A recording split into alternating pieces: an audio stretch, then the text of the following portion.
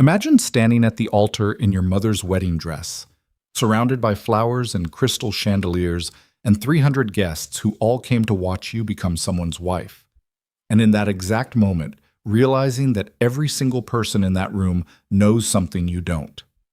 The doors swing open, a stranger walks in, and with 4 words, he destroys the only future you thought you had. But here's the part nobody talks about. What if that destruction was the only thing standing between you and something far, far worse? Stay with me until the very end. If this story moves you, hit that like button and drop a comment telling me what city you're watching from. I want to see how far this story travels. The morning of the wedding, Madeline Hartwell threw up twice. She told herself it was nerves, bridal nerves. That's what her mother called it. Standing in the doorway of the suite's marble bathroom with a glass of water and a practiced smile, saying, "Every bride feels this way, sweetheart, it's completely normal." And Madeline had nodded and rinsed her mouth and pressed a cold washcloth to the back of her neck and chosen to believe that. It was easier to believe that. The alternative required her to think about the envelope. She'd stuffed it into the bottom of her carry-on 3 nights ago, after the engagement party, after Richard Holt had pressed it into her hand in the side hallway near the coat closet and said, "Read this before Saturday," with the kind of voice a man uses when he's already decided he's done enough. She'd wanted to throw it in his face. She'd wanted to call Nathan right there and tell him what his former partner had just done.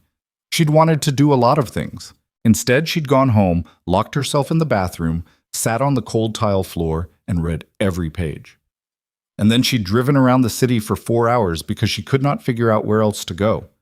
Now it was Saturday morning, and in 40 minutes she was supposed to be standing at the altar of the Whitmore Estates historic ballroom, and she could still taste the acid at the back of her throat. "You look beautiful," her mother said from across the room. Eleanor Hartwell was a small, careful woman who had spent 30 years perfecting the art of saying true things that meant nothing. She was not wrong. Madeline did look beautiful. The gown was a 1960s satin column dress, ivory with a hand-sewn lace overlay, the same dress Eleanor had worn to marry Thomas Hartwell 29 years ago. Having it altered to fit Madeline's frame had taken a seamstress 6 weeks and cost more than Madeline's first car. It was the one thing about today that had felt genuinely sacred to her. Now she couldn't look at herself in the mirror without feeling like a fraud wearing someone else's skin. "Mom," she said, "don't start." Eleanor's voice was still gentle, but the edges had sharpened slightly. "Whatever's going through your head right now, today is not the day." "I just want to—" "Madeline." Her mother crossed the room and took both of her hands, and her grip was firmer than expected. "You love Nathan. He loves you. Your father's company is stable for the first time in 4 years. We are not going to do this today." Madeline looked at her mother's face, at the careful makeup, at the faint shadows under her eyes that foundation could only partially conceal, at the way Eleanor's jaw was set just slightly too tight for a woman who was genuinely at peace with the morning. She knows something, some part of Madeline registered. She doesn't know everything, but she knows something. "Okay," Madeline said. Eleanor exhaled and touched her daughter's cheek briefly, then went to get her own coat. Madeline turned back to the mirror and stared at herself for a long moment. The woman looking back was 28 years old, the only child of a Boston family with a 100-year-old name and a company that had nearly collapsed under the weight of 3 consecutive bad fiscal years. She had a master's degree in art history she'd never used, a mid-level position at a nonprofit she'd taken because it felt safe, and an engagement ring on her left hand that had belonged to Nathan Caldwell's grandmother. She had also, 3 nights ago, read 17 pages of financial documents that suggested her entire engagement was a corporate acquisition strategy dressed up in flowers and candlelight. She picked up her bouquet, white peonies, her choice, the one thing she'd been allowed to choose without interference, and walked toward the door. The Whitmore estate sat 40 minutes outside Boston on 11 acres of private land, the kind of property that old New England money had built in the 1880s and newer money had spent the last 100 years trying to buy into. The ballroom dated to 1903. The chandeliers were original crystal. The oak doors at the entrance were 12 feet tall and had been imported from a demolished French manor house sometime before the First World War. Nathan Caldwell had chosen this venue. He'd chosen most things about the wedding, actually. The venue, the caterer, the orchestra, the guest list. Madeline had told herself at the time that she'd appreciated the help, that planning a wedding while working full-time was overwhelming, that it was a sign of how much he cared. She told herself a lot of things in the 14 months since they'd gotten engaged. She stood in the antechamber now while the wedding coordinator, a thin woman named Patricia, who communicated primarily through a headset and a series of clipboard gestures, arranged the procession. Her father was supposed to walk her down the aisle. Thomas Hartwell stood 6 feet away in a charcoal morning coat, looking at his shoes. He hadn't looked at her directly all morning. "Dad?" He looked up. His face did something complicated, a kind of flinching forward motion, like he'd started towards something and then stopped himself. "You look like your mother," he said, "when she was young. Is that all you have to say to me?" "Madeline, did you read those documents?" She kept her voice low. Patricia had moved to the far end of the antechamber with her clipboard and her headset. The bridesmaids were clustered near the door, pretending not to listen. "Dad, the documents Richard Holt gave me. Did you know what they said before I read them?" Thomas Hartwell was 63 years old and had the look of a man who had once been forceful and had slowly, over many years, had the force pressed out of him. He straightened his tie. He looked at the wall behind her left shoulder. "Today isn't... Don't." Her voice came out harder than she intended. "Don't tell me today isn't the day. Don't stand there and straighten your tie at me. Just answer the question." A long pause. "It's more complicated than those documents make it look," he said. Her stomach dropped clean through the floor. "So you knew?" "I knew Nathan was helping stabilize the company. I knew there were investment arrangements I wasn't fully... He manufactured the crisis, Dad." She said it quietly because there was no other way to say it without screaming. "He didn't save us. He spent 18 months engineering the collapse and then positioned himself as the solution. The documents show it. The loan structures, the board manipulation, the shell companies. It's all there. He created the problem so he could marry into the answer." Thomas's face had gone very still. "The company would have failed anyway," he said finally. "The market..." "Stop." She felt something cold settle over her. "Stop right now." He did. Patricia's voice crackled through the headset 20 feet away. 2 minutes, people. 2 minutes. Madeline looked at her father, really looked at him, and understood something she hadn't let herself understand before. He hadn't been deceived.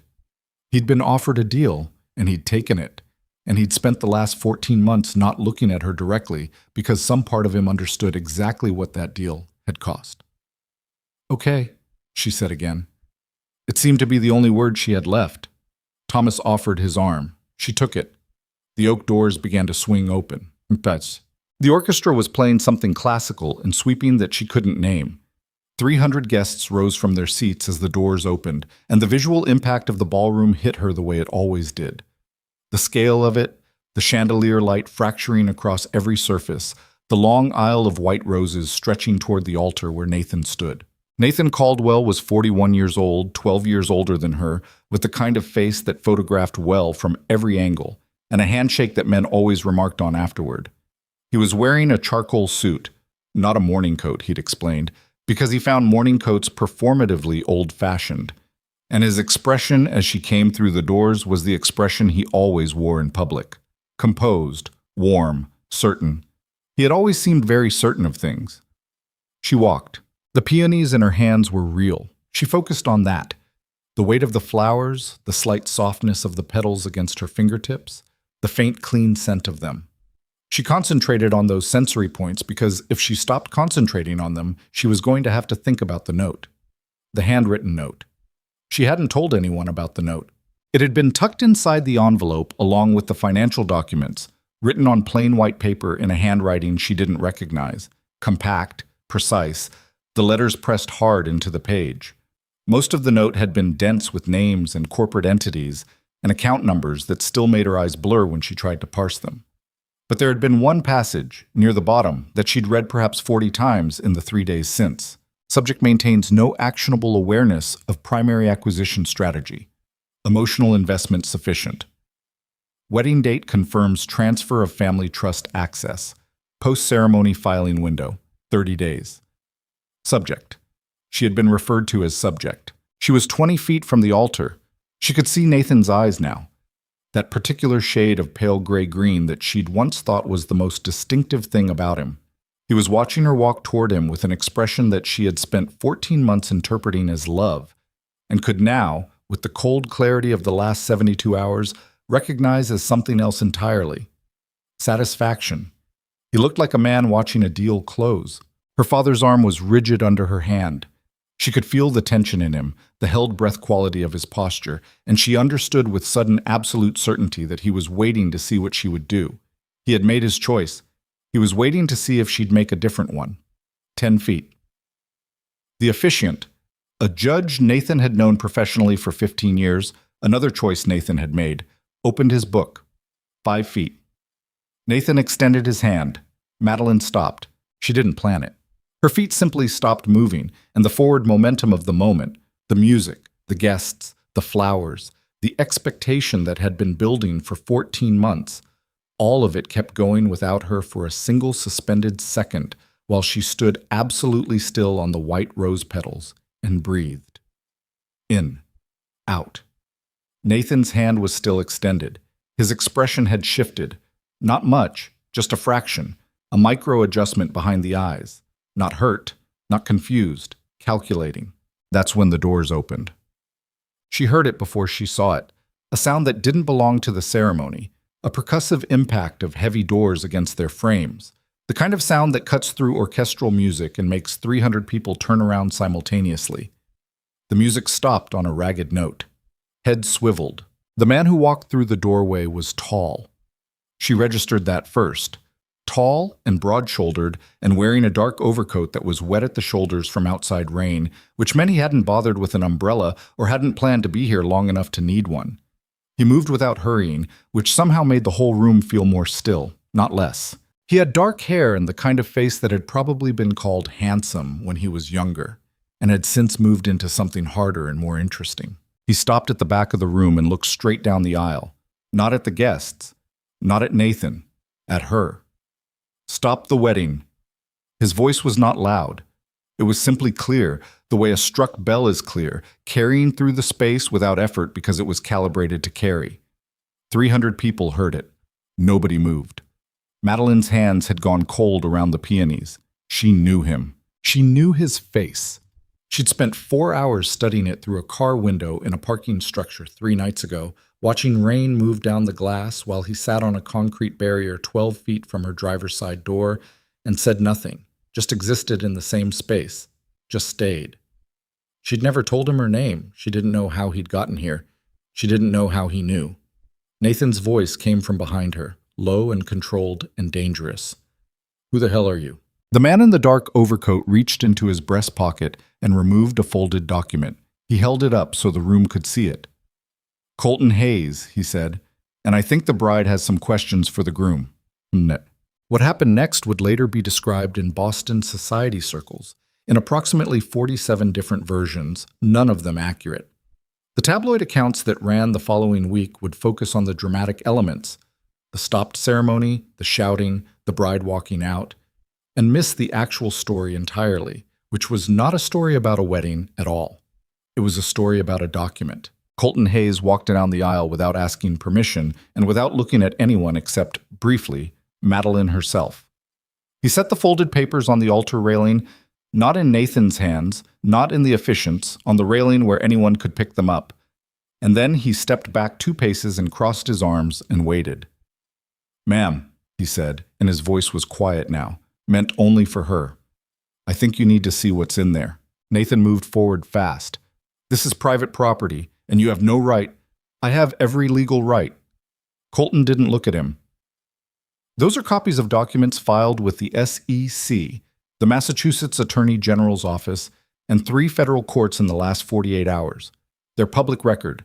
The originals are already in evidence. The room had gone very quiet. Madeline picked up the document. Her hands were shaking slightly. She noticed this the way you notice weather, as an external fact, as she unfolded the papers.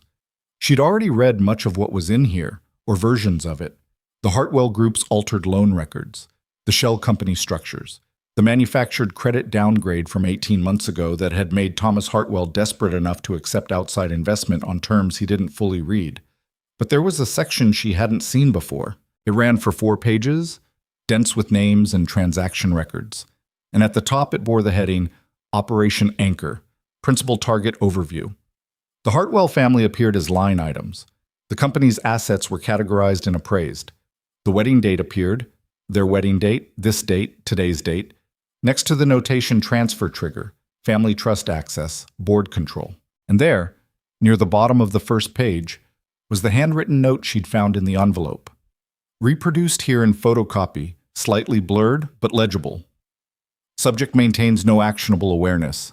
Her own name appeared 3 lines below it, printed, as a subheading under a section labeled Asset Control Mechanism. She was listed under Assets.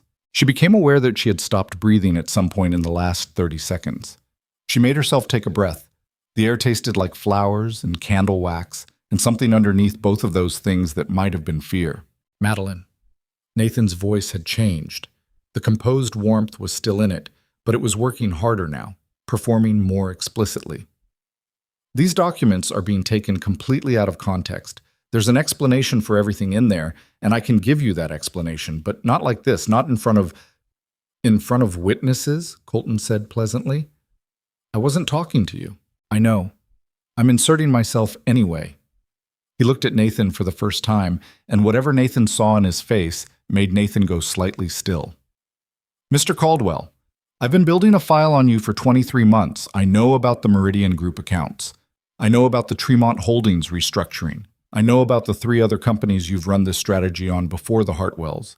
And I know why 2 of those targets are currently in litigation. He paused. I also know that none of this started with you.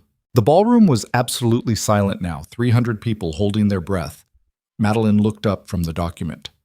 Nathan's face had changed in a way she'd never seen before. The composure was still there, but it had shifted underneath, restructured itself around a different architecture. He looked like a man deciding very quickly how much to give up in order to protect something more important. I want those documents verified before anyone— They've been verified, Colton said, by 3 independent forensic accountants and a federal prosecutor, but we can talk about the evidentiary chain later. Right now, I think the question in this room is a pretty simple one. He looked at Madeline. Do you want to continue this ceremony? The question landed in the room like something physical. Madeline looked at Nathan. She looked at the document in her hands. She looked at her father, who had finally stopped staring at his shoes and was now watching her with an expression she recognized from her childhood. The look he got when a decision had been made above his pay grade and he was waiting to find out how he fit into it. She looked at her mother, who had gone white and very still in the front pew with both hands pressed flat against her thighs. She looked down at the peonies. She had chosen the peonies. No, she said. The word came out steady. She hadn't been sure it would. She remembered fragments after that, the way you remember things that happen very fast. The sound of her own heels on the marble floor as she walked back up the aisle. The rustle of 300 bodies turning to watch her pass. Her mother's voice saying her name in a register she'd never heard before. Sharp and frightened, and something else underneath the fear. Something that might have been relief. She remembered Nathan's voice, controlled and sharp. Madeline, stop. She remembered not stopping. She pushed through the oak doors, and the cold air hit her like a hand against the face. Physical, bracing, real. It was early March in Massachusetts, and the morning had turned overcast while she'd been inside, and the rain had stopped but left everything wet and gleaming and stripped of its decorative intentions. The stone steps of the Whitmore estate glistened under a flat gray sky. The long drive that led from the estate gates to the front entrance was lined with bare trees. She stood at the top of the steps and breathed, in, out. She was still holding the peonies. She hadn't meant to keep holding them. She looked down at them with a kind of distant bewilderment. Why do I still have these? And then the doors opened behind her and she heard footsteps on stone. She turned around. Colton Hayes stopped a respectful distance away and looked at her with an expression she couldn't immediately categorize. Not pity, not satisfaction, something steadier than either of those things. You okay? He asked. No, she said. He nodded like that was the correct answer. She looked at him more carefully now than she had in the parking structure 3 nights ago. when she'd mostly been watching him sideways through rain-streaked glass in a state of shock. He was older than she'd initially registered, early 40s maybe, with the particular kind of weathered quality that came from spending significant time in uncontrolled circumstances. There was a scar along his left jaw that she hadn't noticed before. His overcoat was expensive but not flashy, the kind of thing a person wore when they'd stopped caring about signaling wealth and simply needed something that worked in bad weather. "How did you know where I was?" she asked. "That night, the parking structure." "I didn't." He put his hands in his pockets. "I was running surveillance on a building 2 blocks east. You appeared in the camera frame. You were there for a while. I got concerned. You sat outside my car for 4 hours. You didn't seem like you wanted company. You also didn't seem like you should be alone." He shrugged slightly. "So," she didn't know what to say to that. "The documents you brought today," she said instead. "How long have you had them?" "Most of them, 6 weeks. The note, the one with your name on it, that one I found 4 days ago." He paused. "I tried to find a way to get it to you without—" He gestured vaguely back at the ballroom doors. "Without this. Without the 300 witnesses. Yeah. How'd that work out?" Something moved across his face that might, under different circumstances, have been a smile. "Not great." She turned and looked out at the bare trees lining the drive. The cold was settling into her through the satin of the dress. She'd need a coat soon, but going back inside for one was not something she was prepared to do. "You said he wasn't the mastermind." She kept her voice even. "Inside. You said this didn't start with him." "That's right." "Who?" Colton was quiet for a moment. "I'll tell you," he said, "but not here. Not standing on these steps where anyone coming out of that building can hear us." She looked at him. "Why does it matter where we are?" He met her eyes, and something in his expression shifted. Not dramatically, just enough to communicate something she'd been half-sensing since the moment he'd walked through those ballroom doors. "Because the person behind Nathan Caldwell has significant resources," he said carefully. "And because those resources include people. And because 3 of those people are currently in that building, and I'd rather we weren't standing in an open space with good sight lines when you and I have this conversation." The cold had nothing to do with it, but Madeline felt the temperature drop anyway. "You're saying I'm in danger?" He didn't look away. "I'm saying that now that this ceremony didn't happen," he said, "you've become something you weren't before." "What's that?" "A loose end," he said, "and whoever runs this operation does not leave those." She did not go back inside. She sent a text to her mother. "I'm okay. I'll call you tonight," and turned the phone off before Eleanor could respond. She thought about calling her father, and then didn't because she wasn't sure what she would say to him yet, and she wasn't sure she could say it without her voice breaking, and she was not going to let her voice break. Not today. Colton's car was parked on the service road that curved around the west side of the estate, away from the main guest lot. A black SUV, practically invisible against the gray morning.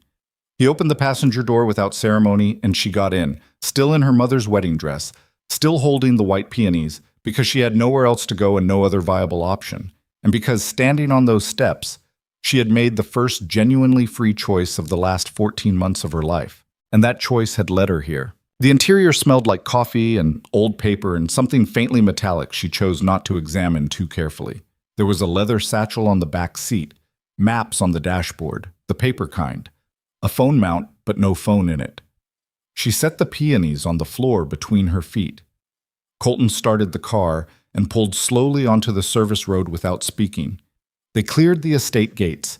The trees closed around them on both sides as they wound down toward the main road. "Tell me about the person behind Nathan," she said. He drove for a moment. "His name is Warren Aldrich," he said, 67 years old. Publicly, he runs a philanthropic foundation and 3 investment firms with combined assets of about $12 billion.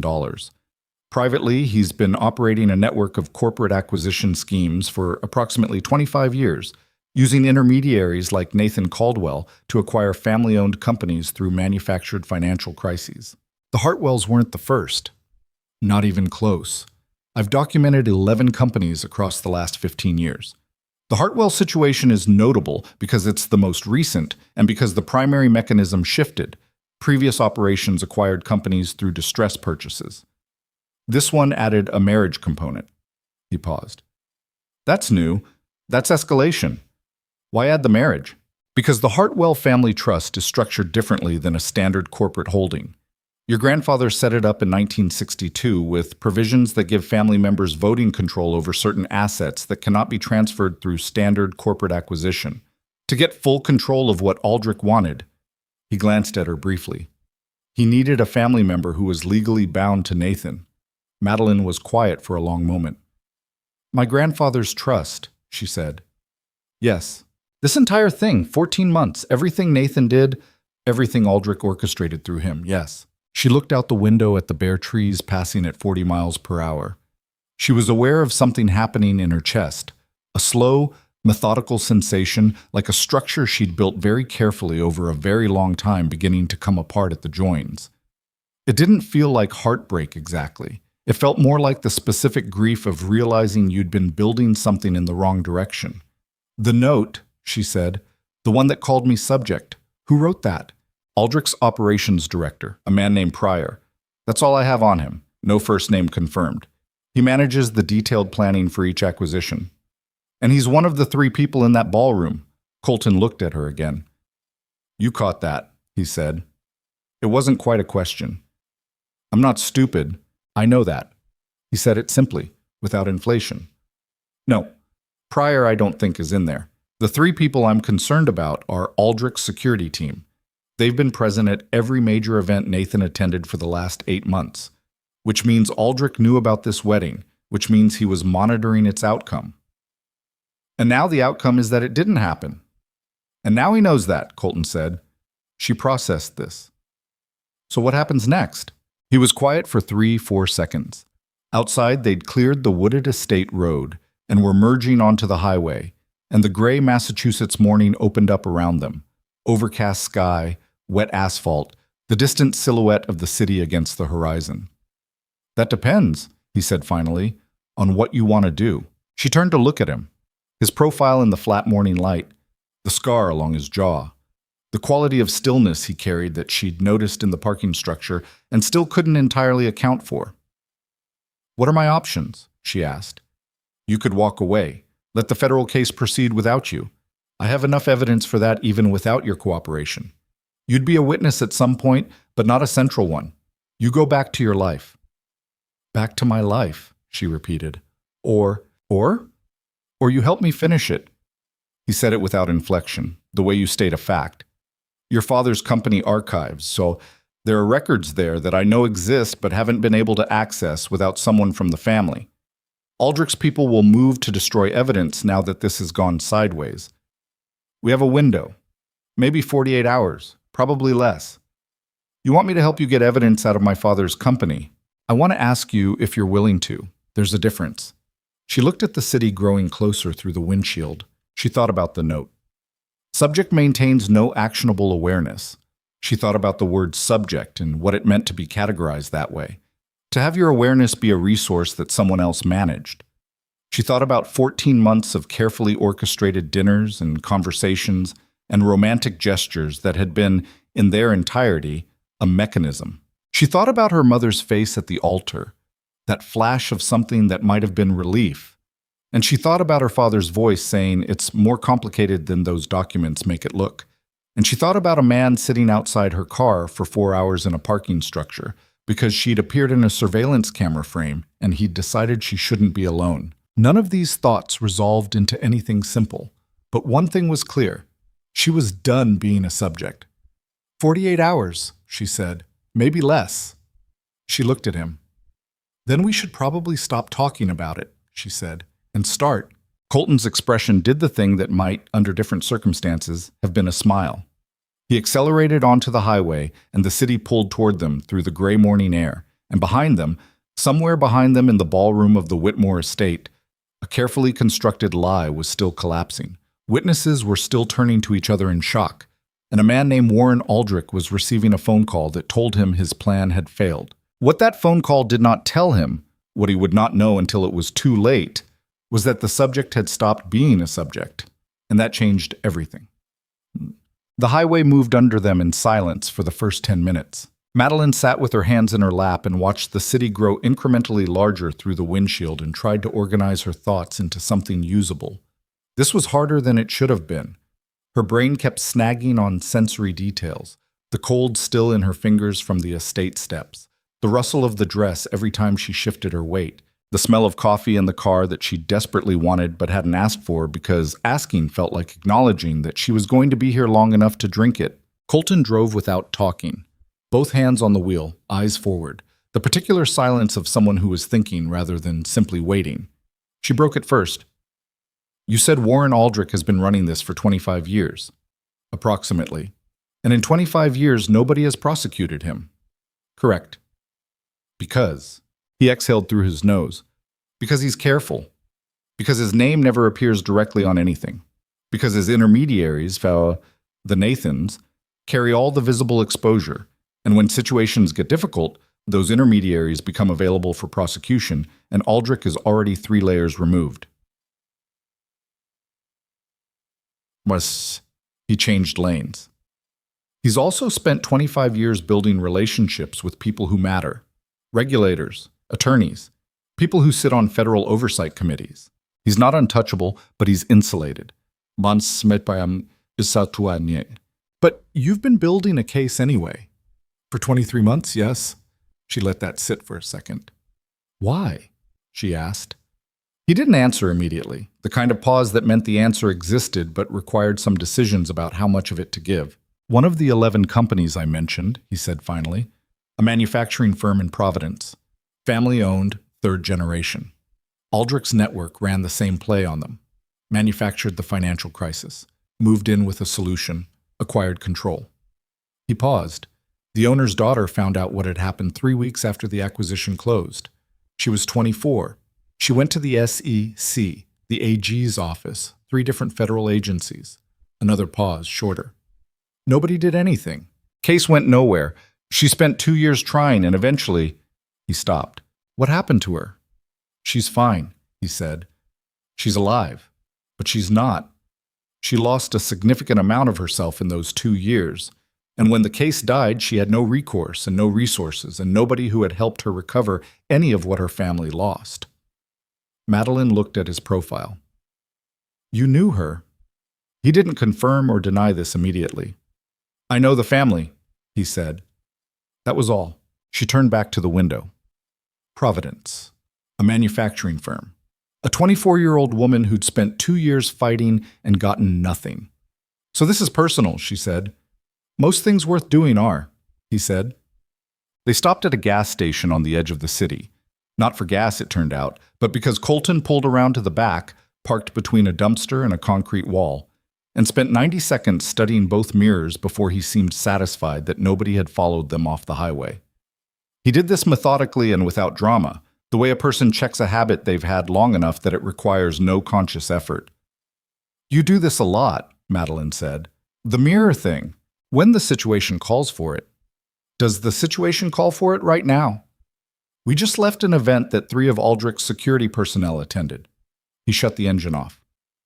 Yes. She absorbed this. Okay. He reached into the back seat and produced a thermos, poured coffee into the cap and handed it to her without asking. She took it. I need you to think through your father's archives, he said. What exists there, where it's physically located, and whether anyone other than immediate family would have access on a Saturday. She drank the coffee. It was black and slightly too hot, and exactly what she needed. There are 2 sets of records, she said. The company's official financial records. Those are in the main office building on Arlington, digital storage with physical backup. Those are going to be completely accessible to Nathan and to whoever Aldrich has placed inside the company, so we probably can't assume they haven't been touched already. Agreed. What's the other set?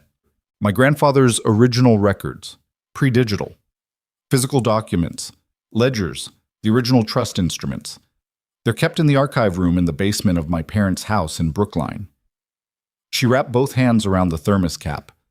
My father never digitized them because he didn't trust the security of the systems available when we could have afforded to do it, and then the company started having problems and he couldn't afford to do it. So they've just stayed there, in boxes. In a room that locks from the outside with a key that my father keeps in his study. Who knows those records exist? She thought about it. My parents. Me. She paused. I mentioned them to Nathan once, maybe 8 months ago, when we were talking about the trust. I told him my grandfather had maintained meticulous records of the original trust structure. She stopped. I told him where they were kept. The silence that followed that statement had a particular texture. So he knows about the room, Colton said. Yes. And does anyone from your family know we're having this conversation right now? My mother knows I left the estate. She doesn't know with who or where. He looked at her steadily. We need to get to that room before anyone else does. My father is still at the estate. Your father, Colton said carefully, is not the primary risk right now. She set the thermos cap down on the dashboard. You think Nathan will send someone to the house? I think that the moment Nathan recovered from what just happened in that ballroom, his first thought was damage control. And damage control means identifying and eliminating any evidence that could make the federal case stronger than it already is. He held her gaze. Those documents are exactly that. She felt something tighten in her chest. My mother might be home. Call her, he said. Find out where she is and keep her away from the house for the next 2 hours without telling her why. What do I tell her? That you need time. That you'll explain everything tonight. That she should go somewhere she's comfortable. He handed her the phone from the center console, a secondary phone, she realized, because his personal phone was presumably somewhere other than a car he used for surveillance work. Whatever keeps her away from that house. Madeline took the phone. Her hands were steadier than she expected them to be. Eleanor Hartwell answered on the first ring, which meant she'd been holding the phone. Madeline. Her mother's voice was compressed, not quite crying, but built right up to the edge of it. Where are you? Thomas is trying to reach you. Nathan is... Mom. She kept her voice level. I need you to listen to me carefully. Are you still at the estate? I'm in the parking lot. I'm waiting for... Go to Aunt Patricia's house, right now. Don't go home yet. A pause. What? Why? Madeline, what is happening? I'll explain everything tonight, I promise. But I need you to go to Aunt Patricia's and stay there until I call you, and I need you not to tell anyone where you're going. She paused. Not even Dad. The silence that followed was the specific silence of a woman rearranging her understanding of what kind of day this had become. You're scaring me, Eleanor said quietly. I know. I'm sorry. Please do what I'm asking. Another pause, then, Are you safe? Yes. Are you with someone? She glanced at Colton, who was watching the mirrors again. Yes, she said. Someone I should be worried about? No. She thought about it. Not yet? Eleanor exhaled a long, shaky breath. Patricia's house. Okay. Thank you. Madeline. Her mother's voice dropped lower, something private under the fear. Your father, he didn't know everything. I want you to know that. He made choices I didn't agree with, but he didn't know everything. Madeline looked at the gray sky through the windshield. How much did you know? She asked. Silence. Mom. We'll talk tonight, Eleanor said, and ended the call. Madeline sat with the phone in her hand for a moment. Your mother, Colton said. It wasn't a question. She knew something, Madeline said. I don't know how much. She handed the phone back. Let's go. Oh, the Hartwell house in Brookline was a 3-story Victorian on a residential street that had been in the family since the 1940s. Thomas had grown up in it. Madeline had grown up in it. It smelled like the same furniture polish it had always smelled like, and had a front door that stuck in wet weather, and a kitchen that had never been properly renovated because Eleanor refused to change the original cabinetry. They came in through the back gate, which Madeline opened with a key she'd kept on her ring since she was 17. The garden was wet and winter bare. The house looked closed and quiet. Looked. Colton put his hand on her arm before they reached the back door. She stopped. He pointed without speaking at the back door's lower hinge. She looked at it. It took her a moment to see what he was indicating, a small, bright scratch in the weathered paint around the hinge plate. Fresh. The kind of mark a tool leaves. Someone had already been here. She felt the floor of something drop out from under her. Colton held 2 fingers up. 2 people. Then he pointed at the door handle, then at himself. Then he pointed at her and made a stay gesture. She wanted to argue with this and didn't, because whatever she was capable of handling emotionally right now, she was under no illusions about what she was equipped for physically. He tested the door handle, unlocked, which it hadn't been when she'd left yesterday morning, and pushed it open slowly. She stood in the wet garden in her mother's wedding dress and listened. Inside, the particular silence of a house that's been moved through recently. Not empty silence, recent silence. Colton went in. 30 seconds that felt like considerably longer. Then, "Clear. Come in." The kitchen had been searched. It wasn't immediately obvious. Whoever had done it was professional enough to put things mostly back. But Madeline knew this kitchen in the way you know a space you've spent your entire life in, and she could see it. A cabinet door not quite flush. The stack of mail on the counter shifted from where her mother always kept it. A chair at the kitchen table pulled 2 inches out from where it belonged. "How long ago?" she asked. "Recent. Within the last hour, probably."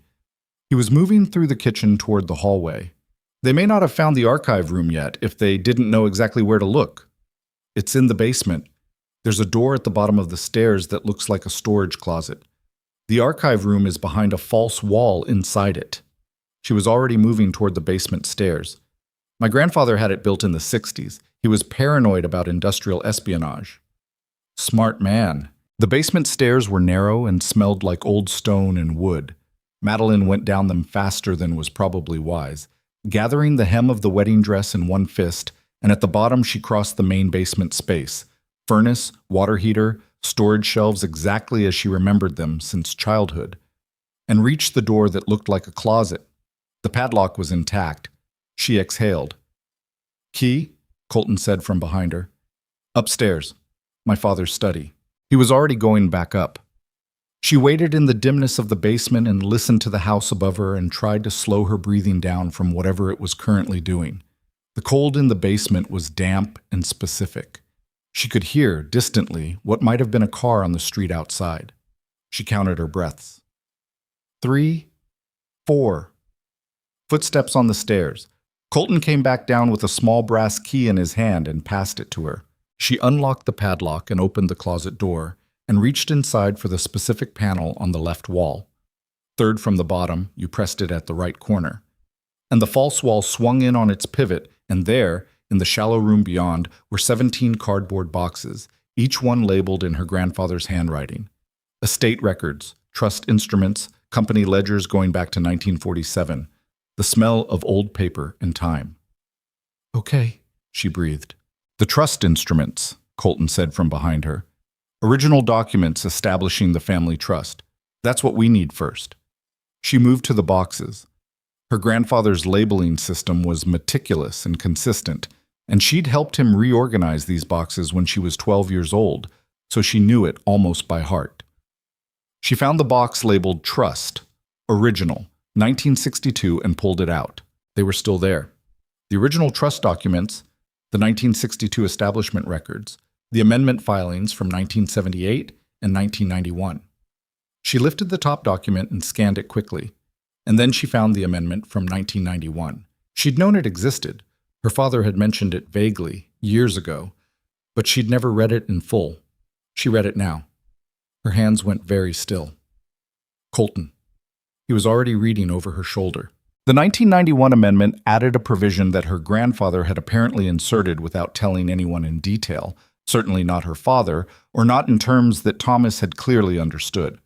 The provision established that in the event of any marriage by a direct heir, no transfer of trust-controlled assets could be executed without a secondary authorization from a trustee. A neutral third-party trustee, specifically designated. The designated trustee, as of 1991, was a Boston law firm named Ashford and Brennan. "The trust," she said slowly, "couldn't have transferred through the marriage anyway." "No," Colton said. He was very still behind her. "It couldn't." She looked at him. "Nathan didn't know about this amendment." "Apparently not." Which means Aldrich didn't know either. Their entire marriage strategy would have hit a legal wall the moment they tried to execute it, he said. They went through all of this for a mechanism that had been blocked since 1991. She set the document down very carefully. My father, she said. Did he know about this amendment? Silence. Would it matter? Colton said. She thought about Thomas straightening his tie. It's more complicated than those documents make it look. His refusal to meet her eyes all morning. Yes, she said. It matters a lot. She pulled out her phone and dialed her father's number. It rang 4 times. Thomas Hartwell answered with the voice of a man who had spent the last 2 hours preparing for this call. Madeline, the 1991 amendment to grandfather's trust, she said. Did you know about it? A pause. Where are you? Answer the question, Dad. Another pause, longer. Yes, he said. I knew. The word landed like a fist. You knew the trust couldn't transfer through the marriage. You knew the entire thing Nathan and Aldrich were building couldn't actually work. And you still... She stopped because her voice was starting to do something she didn't want it to do. She pressed her hand flat against the wall of the archive room and breathed. You still let them do this to me. It's not that simple. His voice was strained. Nathan knew about the company's financial situation. He had leverage over us regardless of the trust. If I refused to cooperate, he could have called in the loans, triggered a bankruptcy, so you sold me to protect the company from a crisis he manufactured. I was trying to protect the family. From a man you let walk through our door. Her voice had gone cold in a way she didn't recognize from herself. You knew what he was using me for, and you let it go this far. You let me put on Mom's dress. I didn't know all of it, but you knew enough. She was shaking now, finally, like something vibrating at a frequency too high to see. That's what you told me this morning. You knew enough. Silence. Where are you? He said again, quieter. Somewhere safe. She looked at Colton, who had moved a respectful distance away and was studying the boxes with an expression of concentrated neutrality. I have the 1991 amendment documents. I have the original trust instruments. I'm getting them out of the house because Nathan's people have already been here and they'll be back. She paused. If you want to help fix this, call Ashford and Brennan. Tell them what happened today. Tell them everything. Another pause. And Dad, don't tell Nathan where I am. Don't tell anyone. Madeline? She ended the call. She stood in the archive room for a moment with the phone in her hand and the old paper smell all around her and the cold seeping up through the stone floor into her feet, through the thin soles of her wedding shoes. Colton said quietly, You okay? You keep asking me that. You keep being in situations where it's a relevant question. She looked at him. His face in the dim light of the archive room was patient and careful and carried that quality of stillness she still couldn't fully account for. I'm angry, she said. That's what I am right now. Good, he said. Angry is useful. She started pulling boxes. They'd loaded 6 boxes into the back of the SUV and were carrying the 7th up the basement stairs when Colton's phone vibrated. He shifted the box under one arm and checked the screen. His expression changed. Not dramatically, just enough. What? She said. He turned the phone so she could see the screen. A text from a contact labeled only M. 2 sentences, no punctuation. Pryor made contact with AG office this morning before wedding. Someone inside the federal case is talking to Aldrich. She read it twice. The federal case, she said. The one you've been building for 23 months. Yes. Someone inside it is feeding information to the man you're building it against. That's what this says. She looked at him. So Aldrich already knows what evidence you have. Potentially, yes. Which means he knows its weaknesses. Yes. Which means the 48 hours you gave us is probably shorter than that, he said. His voice was even, but there was something under it now, a tension he hadn't let show before. It also means that whatever we do next, we have to assume it's being monitored. She set the box down on the kitchen floor and looked at him directly. Who is them? She asked. A pause. Someone I trust, he said. That's not an answer. It's the answer I can give you right now. She looked at him for a long moment. The wedding dress was cold and heavy, and she'd been wearing it for 4 hours now, and every minute of those 4 hours was sitting in her muscles. If someone inside the federal case is compromised, she said slowly, then the case itself might be compromised, which means those 23 months might need to be rebuilt, he said, with evidence they don't know we have. She understood what he meant before he finished the sentence. The archive boxes. Yes, these are the only copies of my grandfather's records, as far as we know.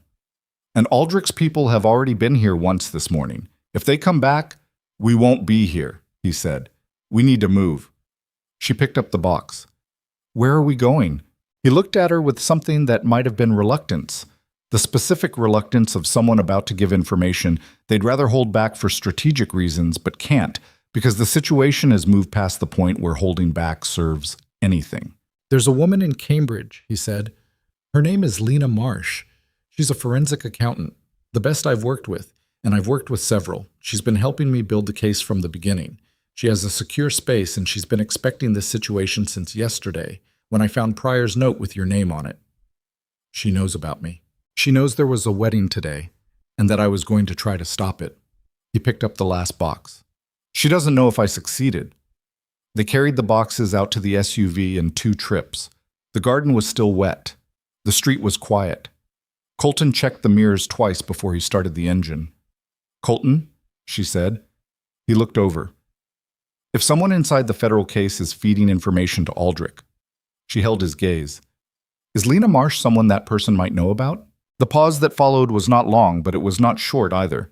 And in that pause, in the quality of it, in the way it compressed, Madeline understood something that he hadn't said and possibly hadn't intended her to understand yet. He wasn't certain. For the first time since he'd walked through those ballroom doors, Colton Hayes was not certain. And they were already moving. The drive to Cambridge took 19 minutes. Colton didn't fill the silence, and Madeline didn't ask him to. She sat with her hands folded in her lap and watched the city move past the window and thought about the pause. That specific pause when she'd asked him whether Lena Marsh was someone the compromised contact might know about. She'd been cataloging it since the moment it ended. Its duration, its texture, the way his jaw had shifted slightly before he'd chosen not to answer. He'd spent 23 months building a case. He'd built it with people he trusted. And now one of those people was feeding information to Warren Aldrich. She did the math on that quietly, without saying it out loud. Lena Marsh's address was a narrow brick building on a side street 3 blocks from the river, the kind of building that had been a warehouse in a previous life and had been converted into live work units sometime in the early 2000s with just enough renovation to be functional and not enough to be pretty. There was a buzzer panel at the door with unit numbers and no names. Colton pressed the button for 4C without hesitating. Static. Then a woman's voice, low and precise. Who's with you? The bride, Colton said. A pause. Then the door buzzed open. Lena Marsh was 45 years old and looked like someone who had decided at some point that sleeping was an inefficiency she was working to eliminate. She was slight, dark-haired, with reading glasses pushed up on her forehead and ink on the side of her right hand, and the particular focused energy of a person who had been working for a long time and was not planning to stop. Her unit was large. The warehouse conversion had given her open floor space that she'd filled primarily with 2 long work tables covered in documents, 3 monitors running simultaneously, and a filing system that looked chaotic from the doorway and probably made complete sense from inside. She looked at Madeline for exactly 2 seconds, taking in the wedding dress, the disheveled hair, the general condition of someone who had been through a significant mourning. And then she looked at Colton. How bad? She said. Someone contacted the AG's office this morning, he said. Before the ceremony, we got the text from M while we were at the house. Lena's expression shifted in a way that was hard to read. Not surprise, exactly. More like a confirmation of something she'd been hoping not to confirm. Come in, she said. Both of you, shut the door. They put the archive boxes on the floor along the far wall. Lena made coffee with the practiced movements of someone doing it for the 4th or 5th time today and set mugs on the edge of the nearest work table without ceremony. Madeline wrapped both hands around hers and stood near the window and looked at the narrow street below, while Colton gave Lena the compressed version. The ceremony, the documents, the house in Brookline, The text from M. Lena listened without interrupting. When he finished, she was quiet for a moment, turning her coffee mug in small circles on the table surface. M is certain, she said, about the contact. The text said Pryor made contact with someone in the AG's office this morning, before 9. The wedding was at 11. Yes. So Aldrich knew before the ceremony started that you were going to be there. That's what it implies. Lena set the mug down. Then the question is whether he let it happen anyway. The room went quiet. Madeline turned from the window. What does that mean? She said. Lena looked at her. The look was not unkind, but it was very direct. The look of someone who communicated in data points and had limited patience for softening them. It means that if Aldrich knew Colton was going to walk into that ceremony this morning, Lena said carefully, and he chose not to prevent it, then either he couldn't prevent it or he decided not to.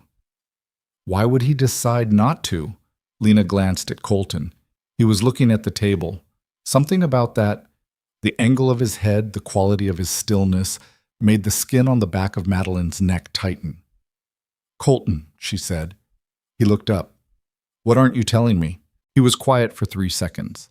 Then he pulled a chair away from the nearest work table and sat in it, and the gesture had a finality to it, a settling in that told her she was about to hear something she wasn't going to like. When I found Pryor's note 4 days ago, he said, the one with your name on it, the one that called you subject. He paused. It wasn't in Nathan's files. She waited. It was in Aldrich's direct correspondence archive, a file I've been trying to access for 14 months. He set his coffee mug down. I got access to it 4 days ago because someone provided me a decryption key. Who? Another pause. M, he said. She stared at him. The same person who just told you Aldrich has someone inside the federal case. Yes. And you trust this person. I have trusted this person, he said, and the verb tense was deliberate. For 18 months. They provided me with critical documents at 4 different points in this investigation. The evidence has always checked out. But, he looked at her steadily. But this morning's text came at a very specific moment, he said. Right after we'd found the archive room, right after you'd called your father. He paused. And before I'd told anyone where we were going next. The silence that followed had a particular density. Someone is tracking your phone, Madeline said, or Lena's building is already known. He looked at Lena when he said it, and Lena's expression didn't change, but something behind her eyes went very still. I don't know which, but I've been sitting with the timing of that text since we got in the car, and it doesn't feel right. You think M is playing both sides, Lena said. Her voice was flat. I think M has given me 18 months of accurate, useful intelligence, he said. And I think the possibility exists that all of it was curated, given to me to shape what I built, not to help me build it. Madeline set her coffee mug down on the windowsill. If the evidence was curated, she said slowly, curated by someone working for Aldrich, then the case you've been building would contain exactly what Aldrich wanted federal investigators to see, Colton said, and nothing that could actually damage him. She heard it then, the full weight of it. 23 months, forensic accountants and document analysis and surveillance and everything he'd built, potentially constructed around a frame that someone else had designed. The documents you brought into that ballroom, she said. He looked at her. Were they real? The SEC filings were public record. Those are genuine. Nathan's involvement is genuine and prosecutable. He paused. But the documents connecting Nathan's operation to Aldrich directly were those from M. A pause. Some of them, he said. She turned and looked out the window at the narrow street. A car passed. 2 people walked a dog in the cold. Normal Saturday morning. The gap between that normalcy and the inside of this room felt like standing on the edge of something with no visible bottom. So Aldrich might have deliberately fed you evidence connecting Nathan to himself, she said, knowing you'd use it, knowing it would stop the wedding. She turned back. Why would he want the wedding stopped? Nobody said anything. And then from Lena's direction, very quietly, because the wedding was never the real mechanism. Lena moved to her center monitor. Her fingers on the keyboard were rapid and precise, and she pulled up a document structure that meant nothing to Madeline visually, but clearly meant something to Colton, because he stood up from the chair and moved closer. I've been looking at this since last night, Lena said. After Colton told me what he found in Aldrich's archive, I pulled every transaction record we have on Aldrich's network for the last 6 months. She pointed at the screen. Look at the Tremont Holdings movement. Colton looked. His face changed. What is that? He said. That is $63 million moving through 4 shell companies between November and February, Lena said, ending in a holding structure that connects to, she scrolled, the Hartwell Group's primary creditor account. Madeline heard her own breathing. Someone bought the Hartwell Group's debt, she said. All of it, Lena said, consolidated, in November. She looked at Madeline. Before the wedding was ever going to transfer trust assets or board control or anything else. The marriage was secondary.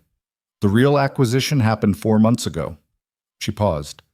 Someone bought every dollar of debt your father's company owed, which means they now hold the right to call it in at any time, which means they don't need the trust, Madeline said. They don't need Nathan. They don't need me. She felt the cold settle into her chest like something permanent. They already own the company. They've owned it since November. Lena nodded. Then what was the wedding for? Colton said, and the question was directed at the screen, at the data, at the logic of it. Lena leaned back. Best I can reconstruct, she said. The wedding was a distraction, a big, visible, dramatic event that would consume everyone's attention. Yours, mine, the federal investigators who've been watching Nathan, the Boston financial community, while the actual transaction completed quietly in the background. She looked at Colton. You've been investigating Caldwell for 23 months. Every hour you spent on Caldwell was an hour you weren't looking at Tremont Holdings. The room was very quiet. Madeline looked at Colton. His face had gone through something. She watched it happen, the progression of it, the moment when 23 months of work reorganized itself around a different center of gravity. He'd been looking at Nathan. Aldrich had wanted him looking at Nathan. Every piece of evidence M had provided had been about Nathan. All of it real enough to be useful, curated carefully enough to keep the investigation pointed in precisely the direction Aldrich wanted. I was the distraction, Colton said. It was barely a sentence, more like something falling. You were part of it, Lena said. Not gently, she didn't do gentle. You stopped the wedding, which Aldrich expected. The federal case moves forward against Nathan, which Aldrich expects. Nathan takes the prosecution, Aldrich stays 3 layers removed, and the Hartwell Group debt sits in a holding structure under 4 shell companies that will take years to unravel. And my father's company, Madeline said. In the meantime, whoever holds that debt controls the company's operational decisions. They can call it in tomorrow and force liquidation, or they can let it sit and use the leverage indefinitely. Lena looked at her directly. Your grandfather's trust protections, the ones you found in the archive this morning, those apply to trust assets. The company's debt is separate. The 1991 amendment doesn't cover it. Madeline felt something break open in the center of her chest. It was not dramatic. It was quiet. The specific feeling of a structure failing not with a crash, but with a slow, definitive settling. She'd walked away from that altar thinking she'd taken control of something. She'd taken control of nothing. She'd been the last piece of the distraction. She went to the bathroom because she needed 60 seconds of not being looked at. It was a small room, functional, with a mirror above the sink that she didn't look into immediately. She ran cold water over her wrists, an old habit from college exams, from high-stress moments, the cold bringing everything into the present tense, and braced both hands on the edge of the sink and breathed. In, out. She looked at herself in the mirror finally. The woman looking back was still wearing her mother's wedding dress, hair partially falling from its arrangement. Mascara that had survived the morning better than expected, but was beginning to show the strain around the corners. A face that looked, she thought, like someone who had been walking through a burning building and had just realized the fire was bigger than the building. She'd spent 3 days thinking she was grappling with a personal betrayal, a man who'd manipulated her for a corporate strategy. She'd spent this morning thinking she was taking action, recovering her agency, helping build a case. She had been, in every meaningful sense, still being managed. The thought sat in her chest like swallowed glass. She straightened up from the sink, turned the tap off, put her hands at her sides. She was going to go back out there. She was going to sit down at that work table and look at whatever Lena had, and she was going to find whatever she could find, because the alternative Walking out of this building back into a world where Warren Aldrich held her family's future in a holding structure was not something she was willing to do. She went back out. Colton was on the phone when she returned, standing near the far wall with his back to the room, his voice too low to catch. Lena was at her keyboard. The monitor showed a network map, corporate entities, lines of connection, names Madeline didn't recognize. She pulled a chair up next to Lena. "Show me the debt structure," she said. Lena looked at her for a moment. "You have a financial background. Art history degree and 9 years of watching my father's company almost drown." She held Lena's gaze. "Show me." Lena turned back to the screen and pulled up the transaction records. They worked for 40 minutes. Madeline asked questions she didn't know how to ask gracefully, and Lena answered them without condescension, which she appreciated. The picture that emerged was precise and horrible. The Hartwell Group's consolidated debt, $11 million, had been purchased in 4 tranches between November and February by a series of entities that connected through 3 layers of corporate structure to a holding company registered in Delaware called Monarch Capital Partners. Monarch Capital, Madeline said. No public officers, no listed principals. Registered address is a law firm in Wilmington that serves as the registered agent for approximately 300 similar entities. Lena's voice was flat and professional. Standard structure for concealment. Can you connect it to Aldrich? Not directly, not yet. Lena paused. But, Lena opened a second window. Monarch Capital used the same formation attorney as 2 of the shell companies in Nathan's network. That's not proof. It's a thread. Is it enough for the federal case? Lena was quiet. Colton's federal case, she said, currently has a problem. Madeline looked at her. If M has been feeding curated evidence, Lena said, then we need to assume the prosecutors have it too.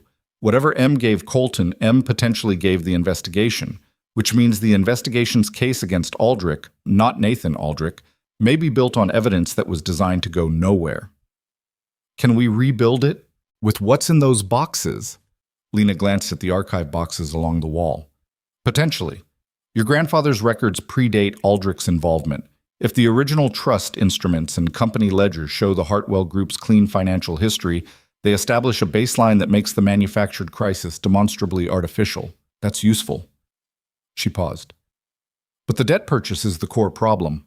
$11 million in a structure designed to be opaque. To crack that, we need something that connects Monarch Capital to Aldrich with more than a shared attorney. Madeline thought. She thought about Nathan's face at the altar, that micro-adjustment behind the eyes, calculating. She thought about 14 months of carefully orchestrated access, dinners at her family home, afternoons in her father's study, the one time Nathan had come with her to her grandfather's archive boxes when she'd needed to locate an old property deed for a neighbor's title dispute. He'd stood in this very archive space and looked at the boxes, and she'd seen his eyes move across the labels. He'd seen the labels. He'd seen what was stored there, and he'd never mentioned it again. Nathan knows about the debt purchase, she said. Lena looked at her. He would have had to. He's been managing the Hartwell relationship for 2 years. He'd know the company's full debt structure. If someone bought that debt out from under the existing creditors, he'd have been informed. She felt something sharpen in her thinking, a clarity coming in from an unexpected angle. Which means Nathan has documentation of the purchase, his own records, the kind of records a man keeps when he's operating as someone else's intermediary, to protect himself, to have something to trade if things go wrong. Things went wrong this morning, Lena said slowly. Yes, Madeline said. They did. And Nathan is currently sitting somewhere in Boston facing the collapse of everything he built, knowing that Aldrich is 3 layers removed and he's the one holding all the visible exposure. She looked at Lena. How long before Nathan's attorney starts making calls to the federal prosecutor's office? Lena's expression shifted. Not a smile exactly, but a recognition. The look of someone watching a different person arrive. Depending on how good his attorney is, she said. Possibly already. We need to get to Nathan before he makes a deal that doesn't include what we need, Madeline said. We, Lena said. Yes, she said it without hesitating. We. From across the room, Colton's voice. That's not going to be straightforward. She turned. He'd ended his call and was standing near the work tables with his phone in his hand, and his face carried something she hadn't seen in it before. Not uncertainty exactly, but a weight that hadn't been there this morning. The call had brought news she could read in the set of his shoulders before he said anything. "M called," he said. Not a text. A call. "What did they say?" Lena said. He looked at Madeline first. Something in his gaze was careful in a way that told her he was deciding, right now, how to say the next thing. "Your father," he said. "He called Nathan after you spoke to him." The cold in her chest became something else entirely. "What did he tell him?" she said. Colton's jaw tightened slightly. "That you were with me. That you'd taken documents from the house." He paused. "And that he thought you were going to try to reach Nathan directly." She heard it. All of it. Her father had warned Nathan. After everything, and after the altar, after the archive room, after she'd said, "Don't tell Nathan where I am," Thomas Hartwell had picked up the phone and warned the man who'd used his daughter as a mechanism. She stood very still. "Okay," she said. The word again. That word she kept returning to when language failed. "Madeline, did Em say where Nathan is?" Colton studied her face. "His office building," he said carefully. "He went straight there from the estate. Then we know where he is." She picked up her coffee mug from the windowsill and drained the rest of it and set it back down. "And he knows we're coming, which changes the math on what he's willing to offer." She looked at Colton. "He's scared.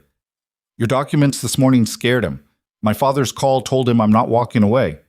A scared man in a corner with something to trade is still a man with something to trade." Colton was looking at her with an expression she couldn't entirely decode. "You want to walk into Nathan Caldwell's office," he said. "I want to walk into Nathan Caldwell's office and make him understand that his best option, his only good option, is giving us everything he has on Monarch Capital and Warren Aldrich." She held Colton's gaze. "Because the alternative is that he takes the full weight of a federal prosecution alone, while the man who designed all of this sits in his philanthropic foundation and watches," Lena said from her chair. "She's not wrong." Colton looked at Lena, then back at Madeline. "If Nathan knows you're coming," he said, "and your father told him what you took from the house, then he also knows you found the 1991 amendment. He knows the trust transfer was blocked, which means he knows Aldrich's marriage strategy was built on incomplete information." He paused. "Which means Nathan also knows he was used." "Good," Madeline said. "Let him sit with that for a few more minutes." She picked up her coat from the chair where she'd set it. Finally, something other than the wedding dress against the cold. She'd grabbed it from the house along with a change of shoes without being entirely conscious of doing either, and she shrugged it on over the satin and lace and buttoned it up to the collar. She looked, she imagined, completely insane. A woman in a wedding dress and a wool coat walking toward a confrontation she hadn't planned and couldn't fully predict. She looked at Colton. "Are you coming?" she said. He looked at her for a long moment, long enough that she could see him making a calculation, weighing something she didn't have full access to. And then he picked up his keys. Nathan Caldwell's office occupied the top 2 floors of a glass tower on Congress Street, the kind of building that announced money without apologizing for it. 41 stories of reflective glass and brushed steel, a lobby with marble floors, and a security desk that required keycard access past the ground floor. On a Saturday, the building ran a skeleton staff: security, building maintenance, the occasional executive who couldn't stay away. They parked on a side street 2 blocks east. Colton killed the engine and sat for a moment. "Ground rules," he said. "I'm listening." "You don't go anywhere in that building without me in the same room. If Nathan has security present, his own, not building, we walk out. We don't negotiate under those conditions." He looked at her. "And if at any point I say we leave, we leave. No argument." "Agreed." She looked at the building through the windshield. "Do you have a weapon?" A pause. "Yes," he said. "Have you ever used it?" "Yes." She nodded once and got out of the car. The lobby security guard was a heavy-set man in his 50s who looked up from his desk with the expression of someone who had seen many things on many Saturdays but had not previously seen a woman in a wedding dress and a wool coat walk through his front door with the focused energy of an approaching weather system. Colton showed him something, credentials of some kind. She didn't see exactly what, and said Nathan Caldwell's name, and the guard made a call and then waved them through with the look of a man who had decided this was above his pay grade. The elevator was mirrored. She watched herself rise 40 floors in fragmented reflection. The dress, the coat, the hair that had fully abandoned its morning architecture. And she thought about what she was going to say. She'd been constructing it since Lena's building. The architecture of the confrontation. What Nathan would expect her to say versus what she actually needed from him. The difference between those two things was the only leverage she had. The doors opened on 41. Nathan was standing at the window when they came in. His morning coat was gone. He'd changed, sometime between the Whitmore estate and now, into a dark suit that fit him the way expensive things fit men who've worn expensive things their entire lives. His tie was loosened. He had a glass of something amber in his right hand, and he did not turn around when they entered, which told her he'd been watching their approach in the window's reflection. The office was large and deliberately understated. A man's room, organized around a central desk, and a conference table, with the city spread out below in every direction. 2 chairs had been positioned in front of the desk. He'd arranged the furniture before they arrived. She noted this. "Madeline," he said, still not turning. "Nathan." He turned then. His face was composed, not the public composure of the wedding, that performance of warmth, but something stripped back and more functional. He looked at Colton with an expression that was professional and unafraid and contained a low-level contempt that he wasn't bothering to conceal. "Hayes," he said. "Caldwell. You cost me a great deal this morning." "You cost yourself a great deal," Colton said. "I just documented it." Nathan looked at Madeline. Something moved through his expression. Not guilt, not regret. Something more complicated and less cleanly identifiable. A man looking at a mistake he'd made, she thought, but calculating the mistake's dimensions rather than feeling its weight. "Sit down," he said.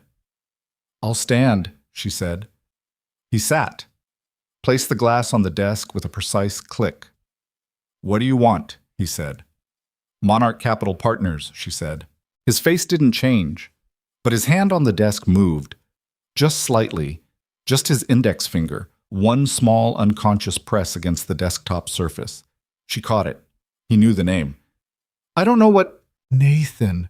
Her voice came out flat and very cold, and she didn't recognize it as entirely her own.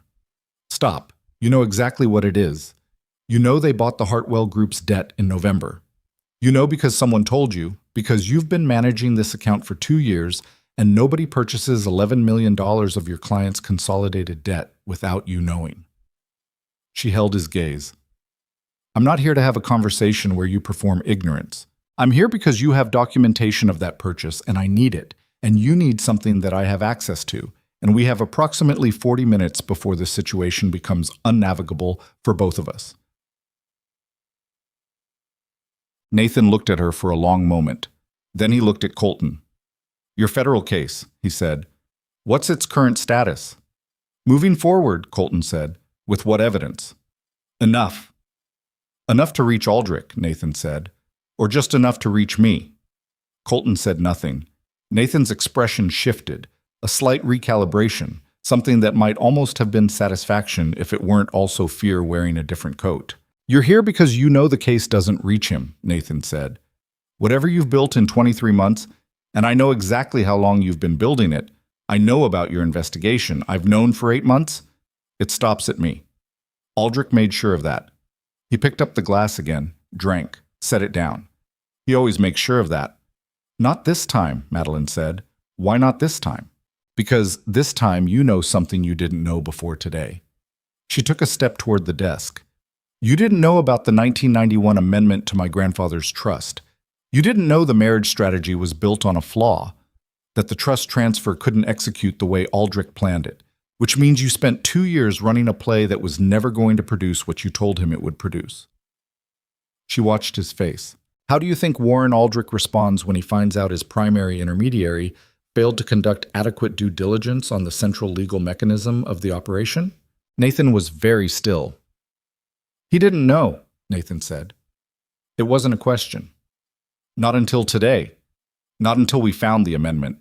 She leaned forward slightly, both hands on the edge of the desk. You're not just facing federal prosecution, Nathan. You're facing a man with significant resources who now has a reason to be angry with you specifically. The silence in the room had weight and temperature. Nathan set his glass down and stood up and walked to the window. His back was to them, the same position he'd been in when they'd entered.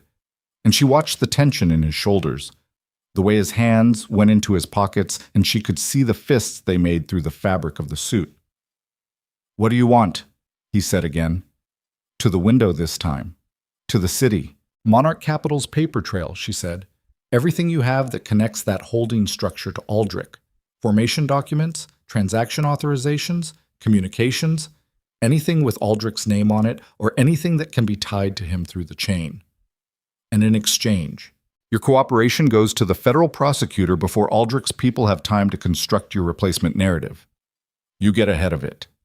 She glanced at Colton, who gave her nothing but presence, solid, quiet, watching Nathan's back with the focus of someone who'd been in rooms like this before. You become the man who helped break the case instead of the man who built the mechanism. Nathan turned around. His face had arrived somewhere new. The last of the performance was gone. The warmth, the composure, even the low-level contempt. What was underneath all of it was something raw and more tired. A man who'd been running a very complicated long game for a very long time and had reached the moment where the game's cost became visible. "You have no idea what Aldrich does to people who move against him," he said. "Tell me," she said. "The Providence firm," Colton said from behind her. His voice was quiet. Nathan looked at him. "Third-generation manufacturing company," Colton said. "Rhode Island. You ran the same play. A young woman tried to fight it. I've been carrying what happened to her for 2 years. He looked at Nathan with an expression that had no heat in it whatsoever, which somehow made it worse. "That happened because nobody in your position was willing to do what I'm asking you to do right now." Nathan's jaw moved. "You understand? I understand you're scared," Colton said. "I also understand you're the only person in this room who can end this." The standoff lasted 4 minutes. She knew because she was watching the clock on the wall behind Nathan's desk, the old reflex of someone who'd grown up in rooms where silences were tactical. And she counted every second of it. Nathan stood at the window. Colton stood near the door. She stood between them at the desk and breathed steadily and waited. At 4 minutes and 12 seconds, Nathan crossed to his desk, sat down, opened the bottom right drawer, and removed a flat metal case the size of a hardcover book. He set it on the desk. "This," he said, "does not leave this room without a formal agreement in writing from the federal prosecutor's office. Not a verbal agreement. Not a handshake. Written and signed." He looked at Colton. "You get me that, you get this." Colton moved to the desk. He looked at the case without touching it. "What's in it?" he said. "Monarch Capital's formation documents, the original purchase authorization for the Hartwell debt, signed, not by a proxy, not by an officer, signed by Warren Aldrich." Nathan paused.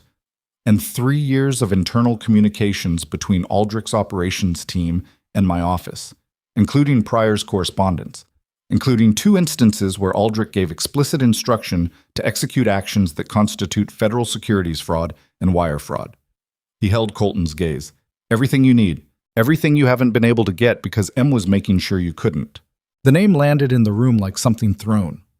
"You know about M," Colton said. Very quiet. "I know M's real name," Nathan said, "and I know which federal agency M reports to, and I know that it isn't the one investigating Aldrich." He leaned back in his chair. "M is Aldrich's insurance policy, has been for 6 years.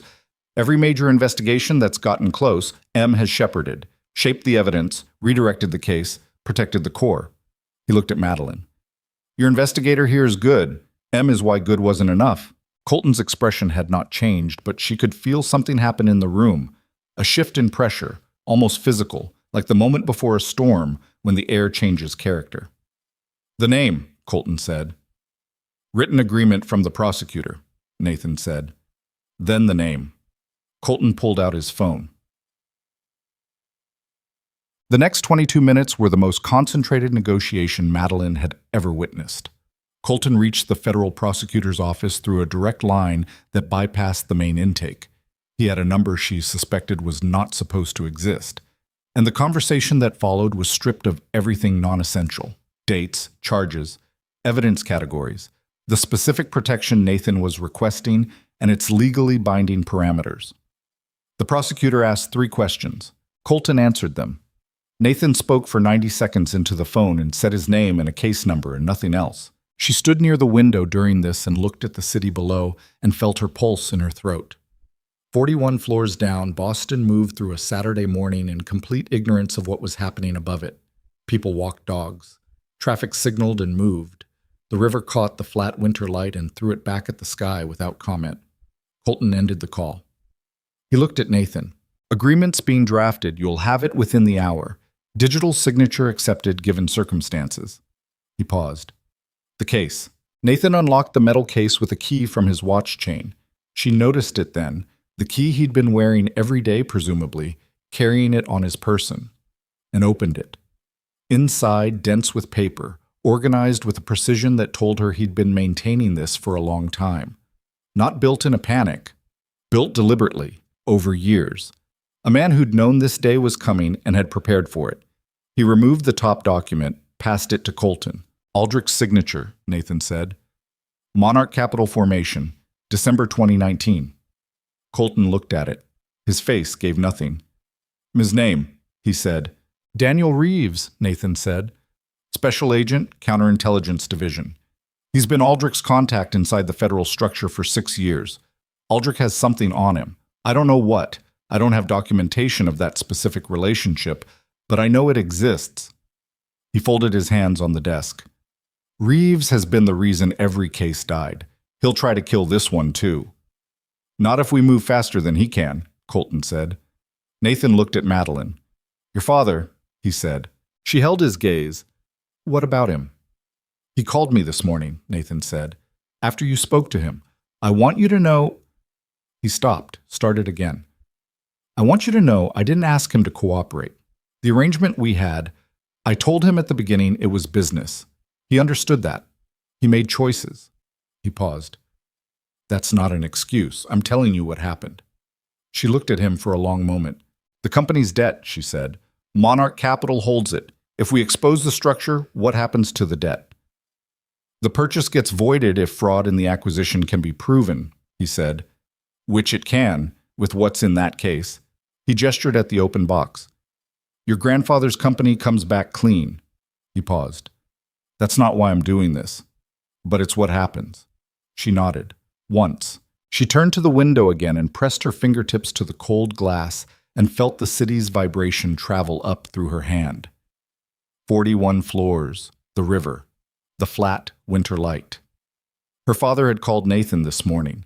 She held that fact and breathed around it and set it aside because she didn't have the space to process it yet, and because the processing of it would require more of her than she could spare in the next hour. Behind her, the sound of the case being closed, the click of the latch.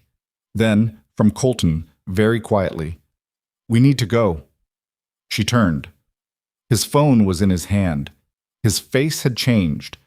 Not dramatically, but the particular stillness she'd learned to read was gone, replaced by something kinetic, a held-back urgency. What happened? She said. Lena, he said. Someone accessed the building. Her heart lurched. Is she? She's in the stairwell. She got out. His voice was controlled, but only just. They went for the computers first, the monitors, the server, the backup drive. He looked at her directly. The network map. Every connection we built between Aldrich and the shell companies. Everything except what's in her head and what's in that case. She looked at the metal case on Nathan's desk. Who told them? She said. Colton's jaw tightened. Reeves, he said. Had to be. He knew we were there. He knew what Lena had. Then he knows what we just did here, she said. He knows Nathan met with us.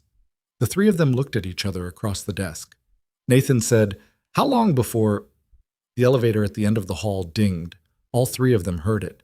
Colton moved, fast, without drama, one fluid motion that put him between the office door and Madeline. He had his phone in one hand, and she registered, at the edge of her vision, that his other hand had moved to his coat. How many exits from this floor? He said to Nathan. Not loud, controlled. Emergency stairs, Nathan said, and he'd stood up, the chair rolling back, his voice lower now. End of the hall past the conference room. Fire door. Keycard. Override code. He was already moving around the desk. 7741. Footsteps in the corridor outside. More than one person. Colton looked at her. His eyes were absolutely steady, which she found, incongruously, more frightening than the footsteps. Stay behind me, he said. Stay close. Don't stop moving no matter what you hear. She looked at the office door, the frosted glass panel beside it. She could see shapes moving in the corridor, 2 of them, maybe 3. She thought about Lena in a stairwell with nothing but her phone and whatever she'd kept in her head. She thought about 17 boxes of her grandfather's records sitting in the back of Colton's car, 2 blocks east. She thought about Warren Aldrich in a philanthropic foundation somewhere, watching this move on a board he'd been playing for 25 years. She picked up the metal case from Nathan's desk. Colton looked at her. I've got it, she said. Something moved in his face. Okay, he said. Nathan moved to the conference room door and Colton followed. And she followed Colton, and the case was heavier than it looked. All that paper, all those years, all those signatures. And she held it against her chest with both arms, and the cold of the metal went through the coat and through the dress, and she gripped it tighter and kept moving. The office door handle moved. She heard it, the specific sound of a handle being pressed from the outside. And for a fraction of a second, the whole world reduced itself to that sound, that small mechanical give of metal against a latch. And every decision she'd made since walking away from that altar crystallized into the single fact that she was not stopping, she was not putting the case down, she was not going back to being a subject. She kept moving. The fire door at the end of the conference room hit the stairwell wall with a sound like a gunshot, and she felt it in her sternum and didn't slow down. Nathan went first. His building, his codes, he knew the geometry of it. And Colton was directly behind her, close enough that she could hear his breathing, controlled and deliberate, the breathing of someone who had trained themselves out of panic as a professional necessity. The stairwell was concrete and cold, and their footsteps came back at them from every surface simultaneously. 41 floors. They weren't going down 41 floors. Nathan turned on the 39th landing and hit a door marked mechanical with the flat of his hand, and it opened onto a service corridor, narrow and fluorescent lit, smelling of electrical equipment and recycled air. She heard the fire door above them open. One set of footsteps. Fast. Move, Colton said. Not loud. They moved. The service corridor ran the length of the building's core and ended at a freight elevator with a manual gate. Nathan pulled it open, and they went in, and the gate closed with a rattle that sounded enormous in the narrow space, and the elevator began to descend with the grinding patience of industrial machinery that had been doing this since the building opened in 1987 and had no opinion about urgency. She stood with the metal case against her chest and listened to the building around them and breathed. Ground floor exits to the loading dock, Nathan said. His voice was tight but functional. South side of the building, separate from the main lobby. Who has access to your floor keycard system? Colton said. Building security, my office manager, me. He paused. If Reeves has federal credentials, he could compel building security to... He stopped. Yes. He could get up there in under 10 minutes. He's already up there, Colton said. The elevator hit the basement level and stopped. The gate rattled open.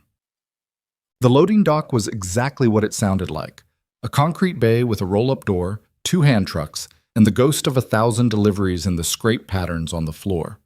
The roll-up door was closed. Nathan found the manual release, and it went up with a sound like a held breath releasing, and the gray March air came in cold and real, and Madeline breathed it like something she'd been denied. The alley behind the building was empty. 40 feet of wet pavement to the cross street. Colton looked both directions. Looked at her. Car, he said. 2 blocks east. Nathan, he looked at him. You have somewhere you can be that isn't your office or your apartment. Nathan straightened his tie, a gesture so automatic it had probably stopped meaning anything to him years ago. My attorney, he said. Call him now. Tell him to meet you wherever you're going, and tell him to bring whatever he needs to execute an emergency proffer agreement. Colton held his gaze. Don't use the building's phone system. Don't use anything registered to you. Buy a prepaid at the first pharmacy you pass. Nathan looked at him for a moment, then he looked at Madeline. She had nothing to say to him. Not yet. Maybe not ever. But she held his gaze long enough that he understood she wasn't asking him to disappear. He nodded once, turned up his collar against the cold, walked toward the cross street and turned left and was gone. She and Colton went right. They reached the car and she got in, and he drove without speaking for 4 blocks, checking mirrors, turning without signaling, doubling back once through a parking structure before he straightened out onto a surface road heading north.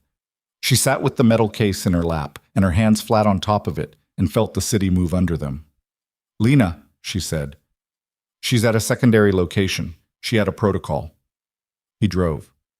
"She's fine. The evidence she lost, the network map was useful, but it wasn't irreplaceable. What's in that case is irreplaceable." He glanced at her. "You did the right thing taking it." She looked out the window. "Nathan's going to run," she said. "No, he's not. You can't know that. I know that a man who maintained a documented evidence file for 3 years and kept it on his person was always planning to use it. He changed lanes. He was always going to flip. He was waiting for the moment when the cost of flipping was lower than the cost of not flipping. Today moved that calculation." She thought about Nathan standing at the window with his fists in his pockets, the tiredness underneath the composure, the key on the watch chain. "He's afraid of Aldrich," she said. "Yes. Are we doing enough to protect him?" Colton was quiet for a moment. "We're doing what we can," he said. "The rest is the prosecutor's office." He paused. "And Nathan's own choices. He's been making bad ones for a long time. Making good ones now doesn't cancel that out, but it changes the immediate calculus." She looked at the case in her lap. "The signature," she said. "Aldrich's, on the Monarch Capital formation document. Is it enough? Combined with the trust amendment and your grandfather's ledgers establishing the company's clean financial baseline, and Nathan's testimony?" He merged onto the highway. "Yes, it's enough." She watched the city flatten out into the highway's corridor. "Then it's over," she said. Not triumphant, just the fact of it, turned over in her hands, examined. "The acute part," he said. "The rest takes time." "How much time?" "Months. Maybe more." He glanced at her. "Federal cases move at federal speed. There'll be depositions, motions, the unraveling of the shell structure. Reeves will be handled separately. Counterintelligence runs that process internally, and it won't be public." He paused. "You'll be called as a witness. Multiple times, probably." She nodded. "And Aldrich," she said. "Aldrich will have the best legal representation money has ever hired," he said. "He'll fight every piece of evidence and every connection. He'll delay." He paused. "But he'll go down. The signed document is the thing he never left before. Whatever made him feel secure enough to sign his own name to Monarch Capital's formation, that security was misplaced." She thought about a 67-year-old man who had spent 25 years doing this and had never once been prosecuted. The specific arrogance that grows in a space like that, the way certainty calcifies into carelessness. He thought Nathan would deliver, she said. He thought the wedding would happen and the trust would transfer and nobody would ever see the formation document because the deal would be done and the document would be irrelevant. Yes, he was too confident. "The ones who've been doing it longest always are," Colton said. "They start to believe their own insulation." She looked at the flat gray sky above the highway. "Where are we going?" she said. "Lena's secondary location, Cambridge, different building. She'll have set up again by now." He paused. "After that, the prosecutor's office. Tonight if they'll take a Saturday meeting, which they will. And then?" He glanced at her. "And then you get to decide what next looks like," he said. "For the first time in a while." She sat with that. Lena's secondary location was a 1-bedroom apartment above a Vietnamese restaurant on Massachusetts Avenue that smelled like pho and old wood floors, and had a folding table in the living room where Lena had already set up a laptop and 2 external drives and a yellow legal pad covered in handwriting. She opened the door before they knocked, which meant she'd been watching the street. She looked at the metal case. "Nathan cooperated," she said. "Nathan cooperated," Colton confirmed. Lena stepped back and let them in and said nothing for a moment, which was, Madeline had come to understand, Lena's version of relief. They spent 3 hours at the folding table. Lena went through the case's contents with the systematic focus of someone who processed emotion through work, cataloging each document, cross-referencing it against her rebuilt network map, flagging the Aldrich signature 3 times in different contexts. Formation, authorization, a personal communication to Pryor that was 3 lines long and explicit enough to make Madeline's jaw tighten when she read it. Colton was on the phone twice, both times brief, both times leaving the room. She didn't ask what was said. Around 4 in the afternoon, Lena pushed her chair back from the table and looked at the ceiling for a moment and said, "It holds." Nobody said anything immediately. "The chain of evidence," Lena said, "from the Hartwell Group's original financial history through the manufactured crisis through Monarch Capital's debt purchase to Aldrich's signature. It holds." She looked at Colton. "The curated evidence M gave you, most of it corroborates what's in Nathan's file rather than contradicting it. Reeves was shaping the investigation's direction, not planting fabrications. He was steering, not poisoning." She paused. "That's actually useful. It means the 23 months aren't wasted. They're just pointed differently now." Colton looked at the table. "Pointed at the right target," he said.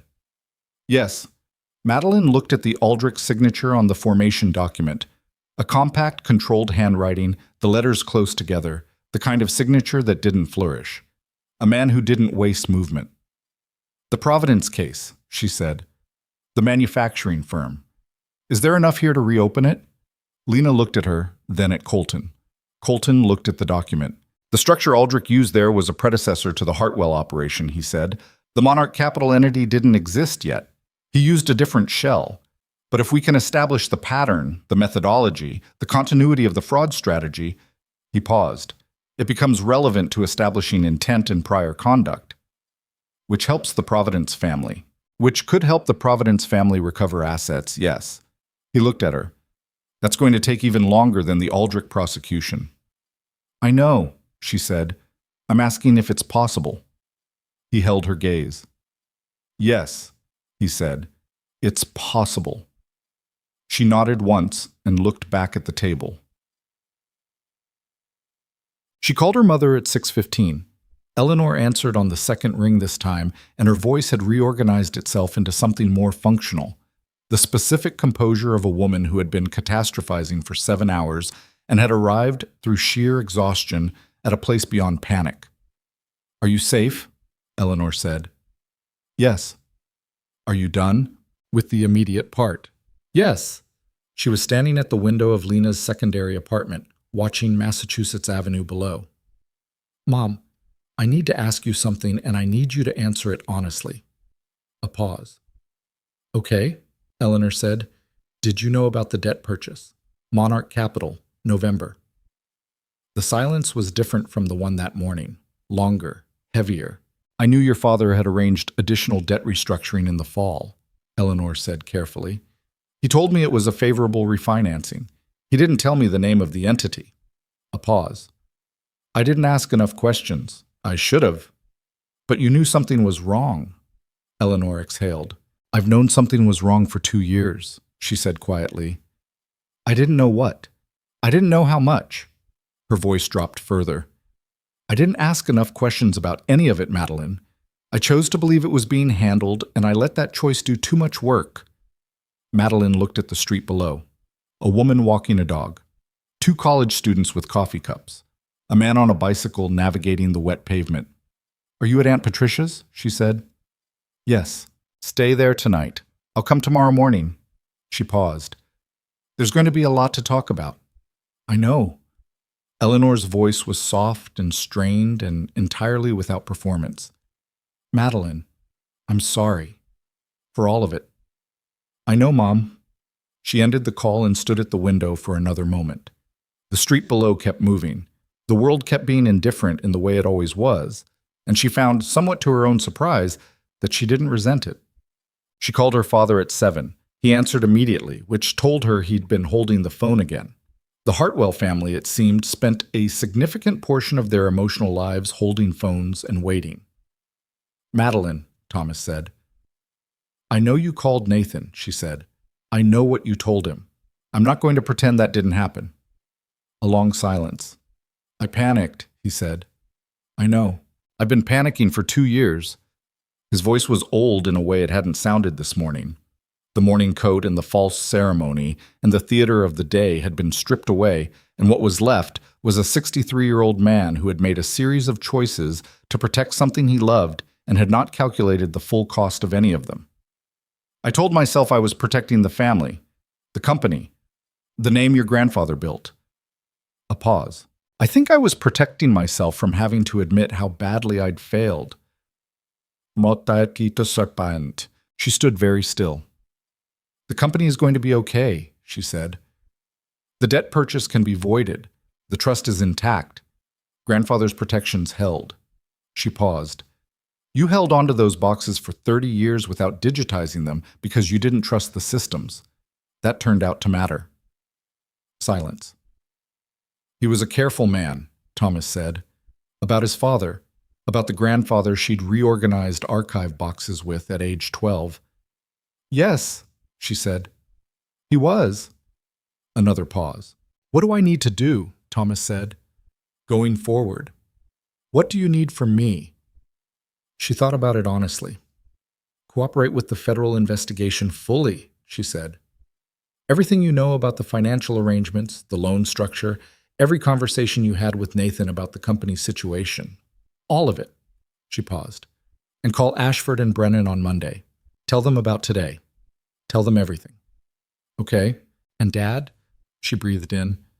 I need some time before I can have the rest of this conversation. There's too much of it, and I don't have the capacity for it tonight. I understand, he said, quietly, without argument. I'll call you this week. She ended the call. She put the phone face down on the windowsill and pressed her forehead against the cold glass and held herself there for a moment, the cold conducting from the glass into her forehead, grounding her in the present tense, in the physical fact of the city and the evening and the body she was inhabiting that had been through a very long day. Behind her, from the direction of the folding table, the quiet sound of Lena working. A keyboard. A page turning. Ordinary sounds. She stood up straight. She was still wearing the dress. She'd been wearing it for 12 hours. She went to find Colton. He was in the kitchen, a small room, barely functional, with a window above the sink that looked out on the building's internal courtyard. He was leaning against the counter with his arms crossed and his eyes on the middle distance in the way of someone processing rather than looking. He registered her when she came in without startling, which told her he'd heard her footsteps. She leaned against the counter on the opposite side. Nathan made contact with his attorney, he said. The proffer agreement is being drafted. He's cooperating. A pause. Reeves has been flagged internally. I can't speak to the timeline on that. Counterintelligence handles its own, but the flag exists. And Aldrich. The prosecutor's office has the formation document and the signed authorization. First contact with Aldrich's legal team is being made tonight. He paused. He'll know by morning. She looked at the courtyard through the window. A light in someone else's apartment. A plant on a windowsill. The woman in Providence, she said. The one whose family lost the manufacturing firm. What's her name? He looked at her. Claire, he said. Claire Novak. Does she know about this case? Not yet. When it's appropriate, Madeline said. I'd like to reach out to her, not right away.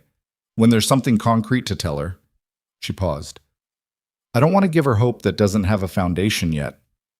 Colton looked at her for a long moment. Okay, he said. She turned to look at him directly. The parking structure, she said. 3 nights ago. You said you got concerned when you saw me in the camera frame. Yes. What made you decide to stay? He was quiet for a moment. Not evasive. She'd learned the difference between his silences. This one was genuinely looking for the right words. You were sitting in the car for a long time, he said. Completely still. In the dark. In the rain. He paused. That combination, in my experience, means someone is either planning something very carefully or is trying to decide if they're okay. He looked at the courtyard. I couldn't tell which. I didn't want to leave before I knew. You could have knocked on the window. You didn't want that. You would have driven away. She thought about it. He was right. She would have. I just read the documents, she said. I didn't know what to do with what was in them. I didn't have anywhere to go with it. She paused. I think I needed to be somewhere that wasn't inside my life for a while. I know that feeling, he said. She believed him. After this is over, she said, after the depositions and the case and whatever it takes. What do you do? He looked at her with a slight surprise, not the question he'd expected. I don't know yet, he said. The Providence case has been the framework for a long time. Claire's family, what happened to them? If we can get them something back. He stopped. I think I need to figure out what I do when a thing I've been carrying for 2 years is no longer mine to carry alone. She understood that more precisely than she would have yesterday. You're good at staying, she said, without being asked, without making it about yourself. He looked at her. I've had practice, he said, and then quieter. It matters who you're staying for. The kitchen was very small, and the courtyard light came through the window between them, and the building was warm and smelled like the restaurant below. And everything that had happened in the last 14 hours sat in the air around them. Enormous, unresolved in all the ways that mattered, settling the way things settle after they stop moving. She didn't reach for anything. Neither did he. That was okay. He met. 3 weeks later, a federal grand jury in Boston returned an indictment naming Warren Aldrich on 11 counts of securities fraud, wire fraud, and conspiracy to commit financial crimes across multiple states in a 14-year period. The indictment named Monarch Capital Partners as a criminal enterprise and voided the purchase of the Hartwell Group's consolidated debt on grounds of fraudulent acquisition. Nathan Caldwell entered a formal cooperation agreement with the federal prosecutor's office. He would face charges, 2 counts of securities fraud, 1 count of conspiracy, but the cooperation agreement significantly structured his exposure. His attorney called it the best available outcome for a man in his position. His attorney was probably right. Daniel Reeves, known for 18 months as M, was placed on administrative leave by his agency pending an internal investigation. The investigation was not public. It would not be public for a long time, if ever. These things moved in their own dimension, at their own speed, with their own accounting. Thomas Hartwell called Ashford and Brennan on Monday morning as his daughter had asked. The conversation lasted 2 hours. The law firm, which had been the Hartwell Trust's designated neutral trustee since 1991 and had been waiting for exactly this kind of call without ever quite expecting it, began the process of formally establishing the trust's protective provisions against any claims arising from the Monarch Capital acquisition. The Hartwell Group's debt returned to its original creditor structure. The company did not collapse. It was bruised and depleted and would require years of careful management to rebuild to full health, but it did not collapse. Carlyle, the company's CFO, who had been quietly maintaining operations through the crisis, called Thomas on Wednesday and said, "We're still here." Thomas held the phone for a long time after that call ended. Eleanor Hartwell saw a therapist for the first time in her life, on her daughter's recommendation, in the 3rd week of March. She described it afterward as useful, which for Eleanor was approximately equivalent to anyone else calling it transformative. She and Madeline had a dinner in late March that lasted 4 hours and covered ground they'd been avoiding for 20 years, and ended with both of them crying in the parking lot of the restaurant and then laughing at themselves for crying in a parking lot, and then driving home separately, which felt somehow like exactly the right amount of distance and closeness simultaneously. Madeline left her nonprofit position in April. Not dramatically, she gave appropriate notice and completed her transition work and said genuine goodbyes to the colleagues she cared about. The leaving had been coming for years before any of this. The events of March simply removed the reasons she'd been giving herself for staying. She spent 2 weeks reorganizing her grandfather's archive boxes. It had to be done carefully. The documents were aging, some of them fragile, and the organizational system her grandfather had built in the 1960s needed to be translated into something that could coexist with modern record-keeping. She did it in the archive room in the basement of her parents' house in Brookline, with the door propped open and a space heater running, and her grandfather's handwriting on every box flap. She found things she hadn't known existed: letters, original correspondence from the company's early clients, a record of a dispute her grandfather had handled in 1958 that he'd documented with the same meticulous precision as everything else. He had been, she thought, a man who understood that the record of a thing was as important as the thing itself. That documentation was a form of truth-telling that outlasted the moment it described. She thought about that a lot in those 2 weeks. She thought about what it meant to build something carefully and protect it carefully, and whether care, applied consistently over enough time, was its own kind of power. The deposition was in May.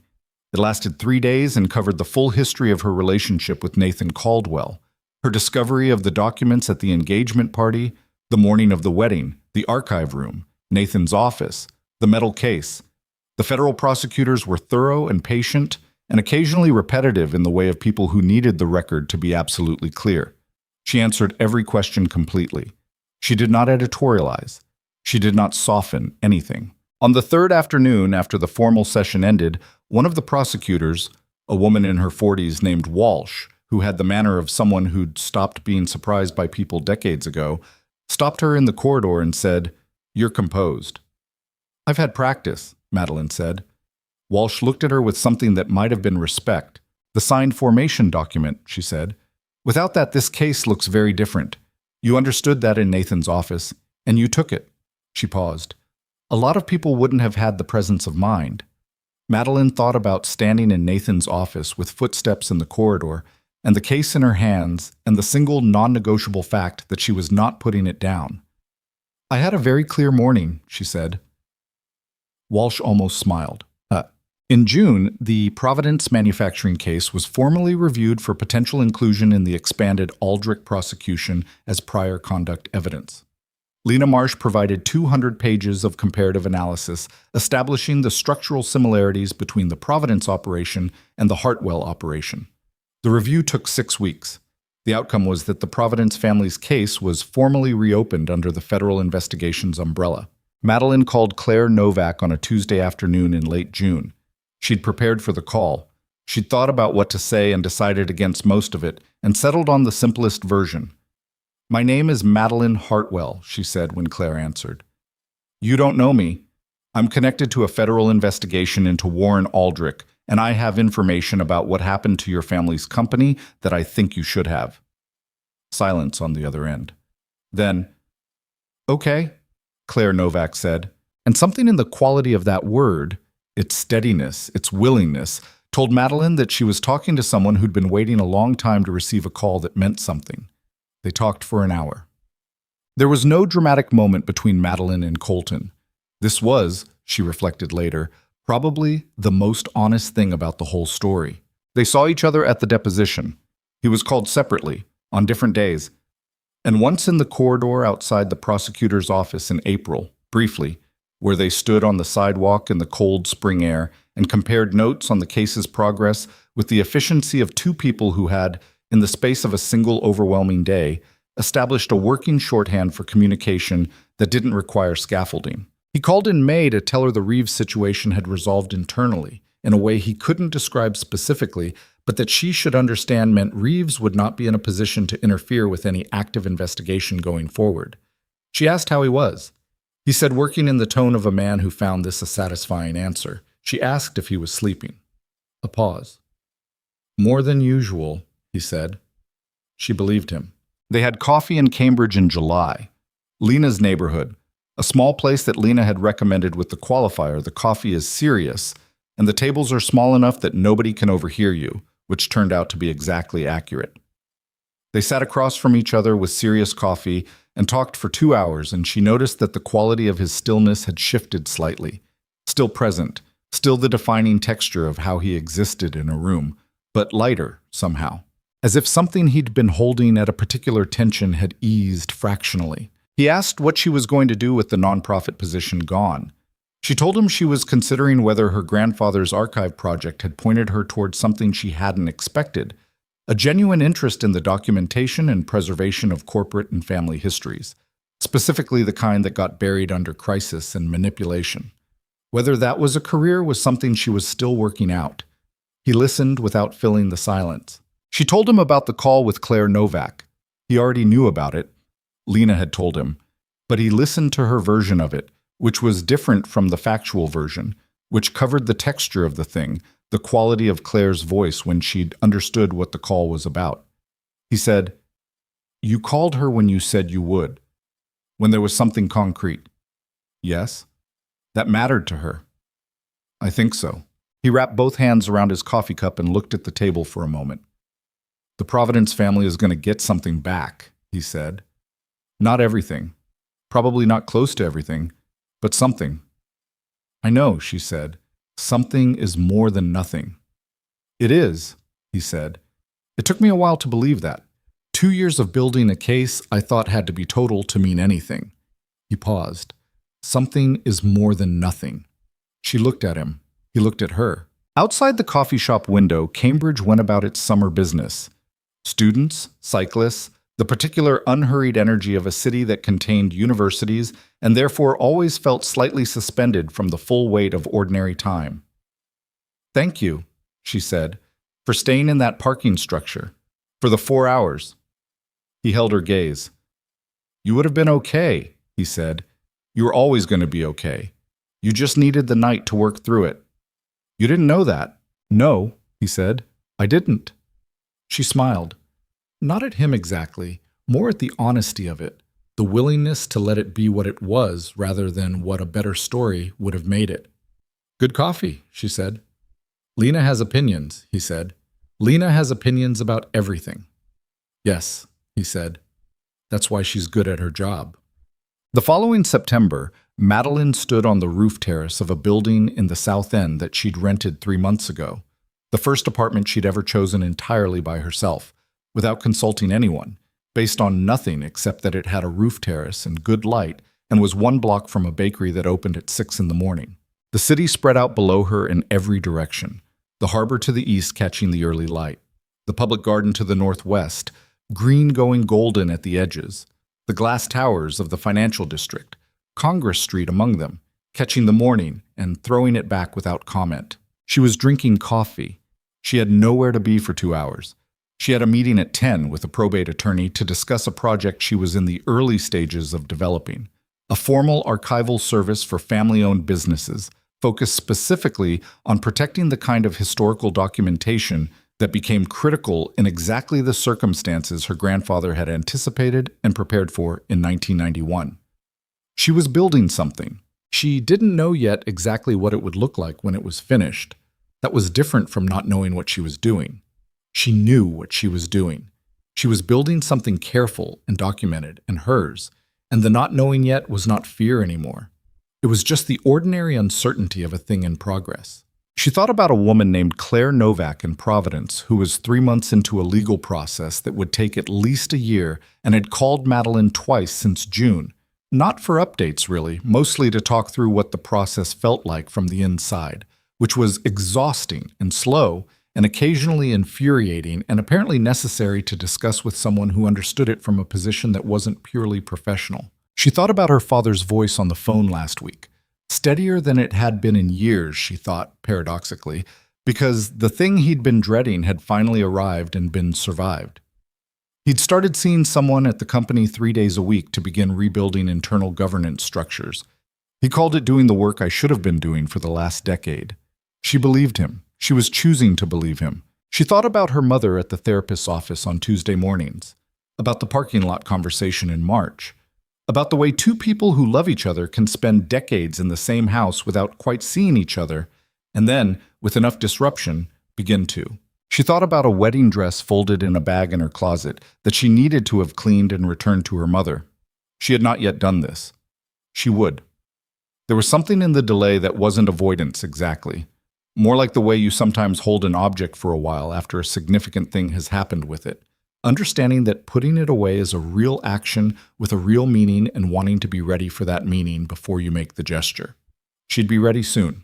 The sun moved above the harbor line and the city went from gray to gold in the way it did when the light was right, and the season was turning, and Madeline stood on her roof terrace and felt the warmth of it arrive on her face, and thought about nothing and everything simultaneously in the specific way of someone who has come through a fire and emerged on the other side in a landscape they don't yet fully recognize but are already beginning to learn. She wasn't the woman who had walked down that aisle. She wasn't the subject in someone else's operational document. She wasn't the daughter who had said, okay, so many times it had become a reflex instead of a choice. She was, at this moment, simply a woman on a roof in September, with coffee going cold in her hands, and a meeting at 10, and a city she knew from the inside out spread beneath her in the early light. And that was, she thought, that was more than enough. It was, in fact, everything. Fade out.